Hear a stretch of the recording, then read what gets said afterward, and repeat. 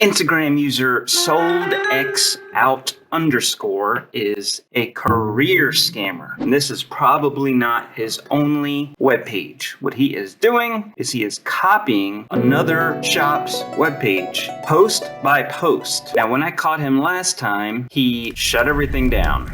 So here's our conversation, and I almost fell for his little tactics. Kicks to Habit is the name of the shop that he's copying off of, and that's an actual real shop. These are the exact pictures he sent me about the Gibsons, size US 5 when I was asking for a 10.5. Anyway, I said, as far as scammers go, you're very good at what you do. He said, thank you. I respect how convincing that was. Anyway, eat and die. And he says, you too, brother. I reported him, and then he shut his page down. But this is what they do. They shut their page down. They delete all of their posts. That way, when they get reviewed, reports don't see any posts, so they can't do anything about it. And then they wait a little while, and then they start posting again. So obviously, this account is very important to this scammer. So it's very important that we all waste his time and message him and get him so frustrated that he eventually just has to shut it down. Sold X out _ You're suspect.